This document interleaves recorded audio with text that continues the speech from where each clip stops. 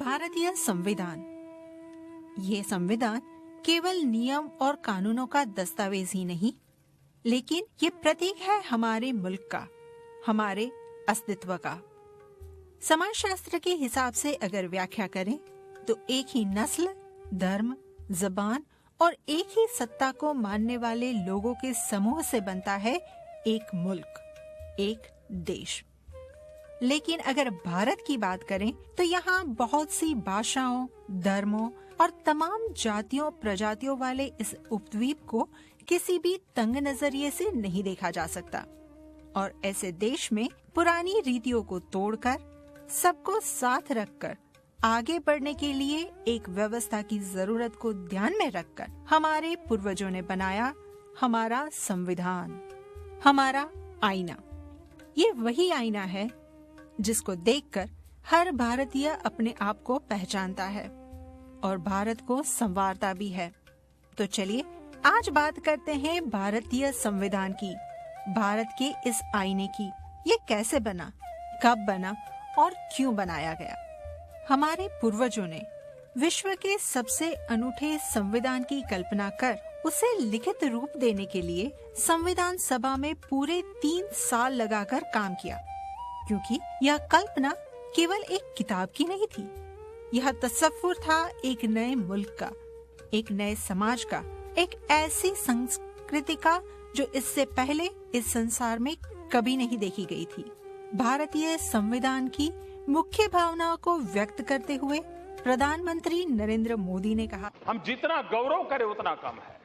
और अगर संविधान को सरल भाषा में अगर मुझे कहना है तो हमारा संविधान dignity for Indian and unity for India, इस दो मूल मंत्र को साकार करता है। जन सामान्य की डिग्निटी और देश की एकता, अखंडितता।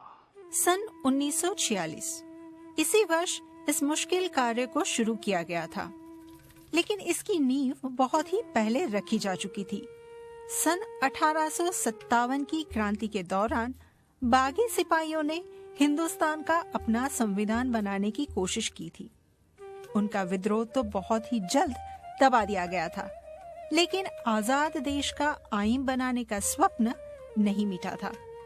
जैसे जैसे आजादी की जंग आजाद भारत के लक्ष्य की तरफ बढ़ी, वैसे ही देश के अपने संविधान की मांग भी तेज हुई।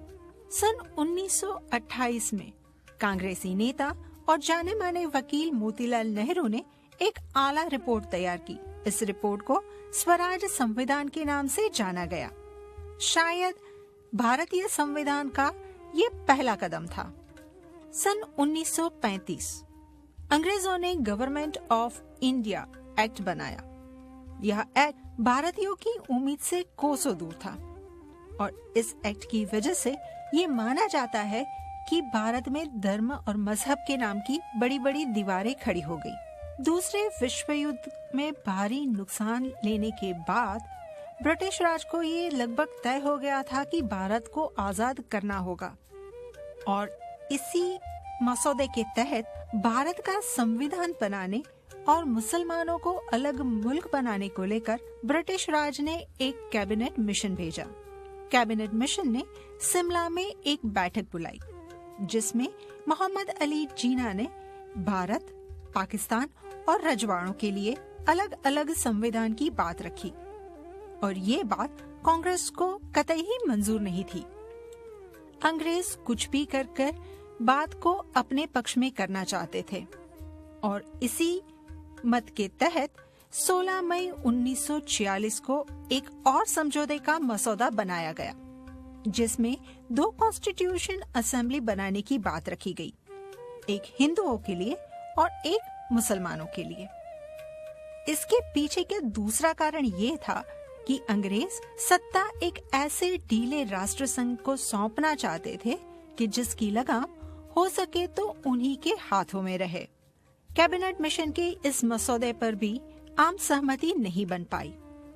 वापस से बैठकों का दौर शुरू हुआ और गिले शिकवे मिटाने की कोशिश भी, और उसके अंत में नतीजा ये आया कि एक देश और एक संविधान सभा बनाना तय रहा। मोहम्मद अली जिन्ना को ये बात कतई मंजूर नहीं थी और वापस से रूठने और मनाने का सिलसिला शुरू हुआ। लेकिन इसी दौरान देश में वातावरण बहुत तंग बन गया था। 16 अगस्त 1946 भारत के इतिहास के काले दिनों में से एक। इस दिन शुरू हुए दंगों ने पूरे देश को अपनी आग से झुलसा दिया था। इस आग को जल्द से काबू में लाने के लिए अंतरिम सरकार का गठन किया गया, जिसमें प्रधानमंत्री बनाए गए पंडित जवाहरलाल नेहरू और गृह मंत्री बने सरदार वल्लभ भाई पटेल। इस महत्वपूर्ण घटना के बाद बहुत सारा घटनाक्रम घटा और अंत में 9 दिसंबर 1946 को पहली बार संविधान सभा आज के संसद भवन में मिली। इस सभा में भिन्न भिन्न प्रदेशों से चुने हुए प्रतिनिधि शामिल हुए। इस सभा में शामिल नहीं थे दो महत्वपूर्ण व्यक्ति, महात्मा गांधी और मोहम्मद अली जिन्ना। संविधान सभा के आरंभ में ही सभा के सबसे सीनियर सदस्य डॉक्टर सच्चिदानंद सिन्हा को कार्यकारी अध्यक्ष के रूप में चुना गया और उसके बाद डॉक्टर राजेंद्र प्रसाद को सभा के कायमी प्रमुख के रूप में चुना गया। एम्स और ऑब्जेक्टिव रेजोल्यूशन के साथ पंडित नेहरू ने 13 दिसंबर को हमारे संविधान की नींव रखी। लेकिन क्या सिर्फ नींव रखना हमारे संविधान निर्माण का काम कुछ आसान कर सकती थी? इसी के प्रति अपना मत प्रकट करते हुए प्रधानमंत्री नरेंद्र मोदी ने कहा कि बहुतेक देशों का संविधान बनाना शायद उतना मुश्किल नहीं होगा। भारत जैसे देश का संविधान बनाना बहुत बड़ा काम है, बहुत बड़ा काम है। जिस देश में विश्व के सभी जो जीवित 12 धर्म हैं, वो 12 धर्म यहां श्रद्धापूर्वक मनाए जाते हो। जिस देश में अलग अलग मूलों से निकली हुई 122 भाषाएं हो, जिस देश में 1600 से ज्यादा बोलियां हो, हर एक की अलग प्रायोरिटी हो, यहां ईश्वर में विश्वास करने वाले भी हो और ईश्वर को नकारने वाले भी लोग हो, यहां प्रकृति को भी पूजा करने वाले हो और पत्थर में परमात्मा के देखने वाले भी लोग हो। ऐसी विविधताओं से भरा वहां के लोगों के एस्पिरेशंस क्या होंगे, उनकी आकांक्षाएं क्या होगी, उसको एक बैठ करके सोच करके बनाना। संविधान निर्माताओं ने क्या क्या तपस्या की होगी, वो कौन सी उनकी मन की अवस्था होगी कि जो चीजें निकल के आई वो आज भी हमारे लिए मार्गदर्शक। तो फिर आगे क्या हुआ? संविधान सभा कैसे आगे बढ़ी, जानेंगे इस सेगमेंट के अगले हिस्से में।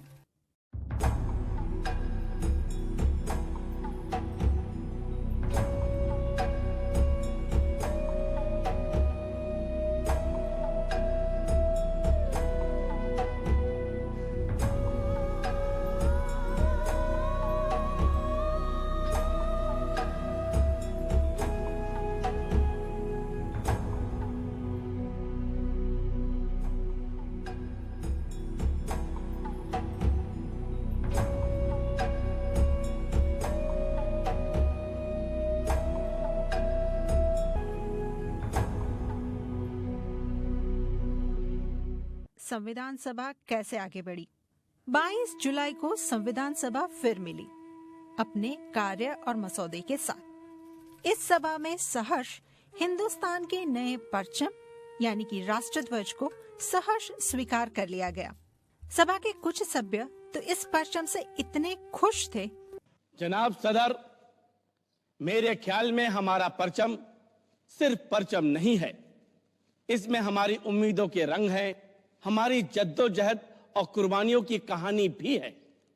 हमारे मजहब इस्लाम में यही हिदायत दी गई है और मुस्लिम लीग की हाई कमांड और कायदे आजम का भी यही मानना है कि जो इंसान जहां रहे वहां की सरकार और आइन का वफादार रहे। और इसी उसूल को मानते हुए मैं उस परचम को सलाम करता हूं जो यहां हाउस में पंडित जवाहरलाल नेहरू ने पेश किया है।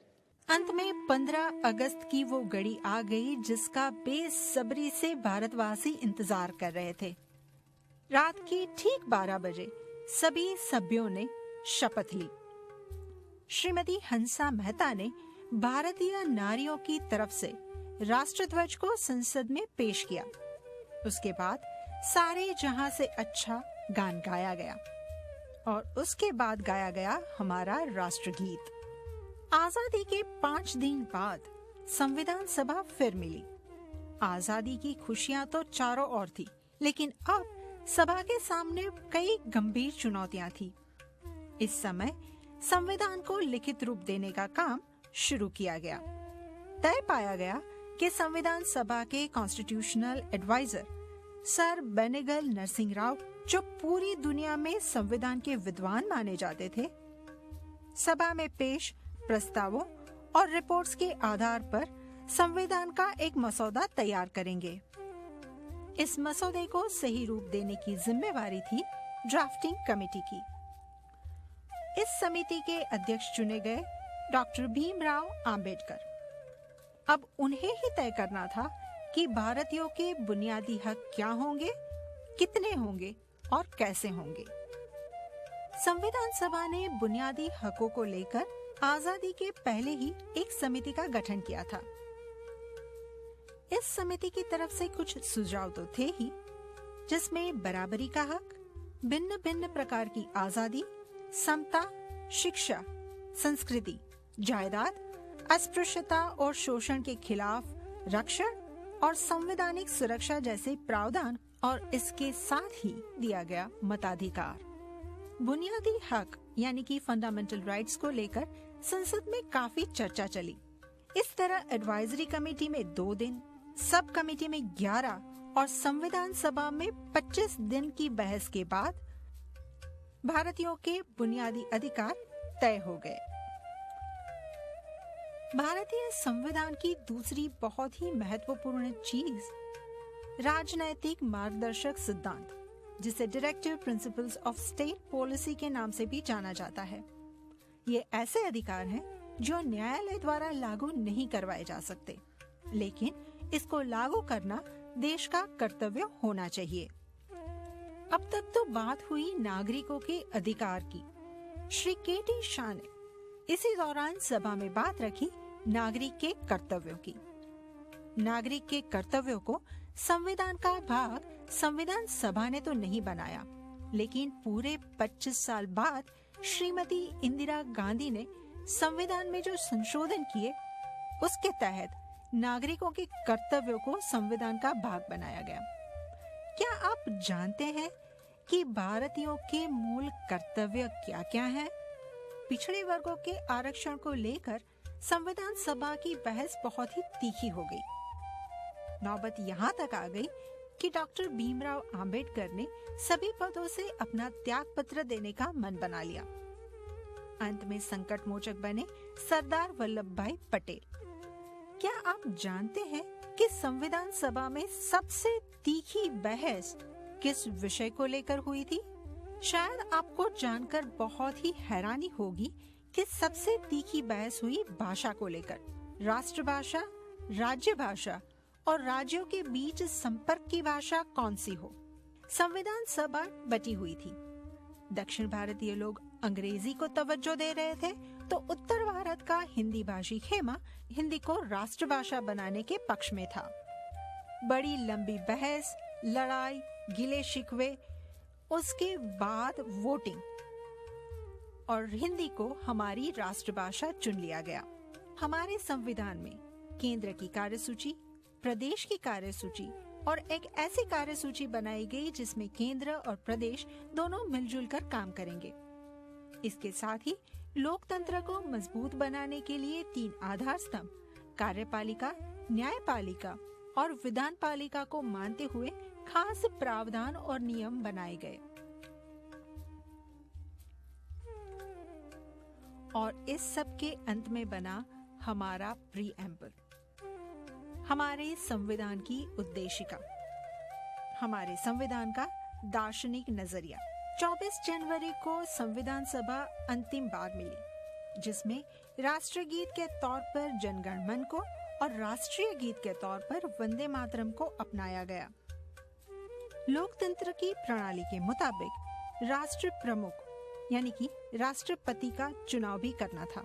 2 उम्मीदवार सामने आए, डॉक्टर राजेंद्र प्रसाद और श्री केटी शाह।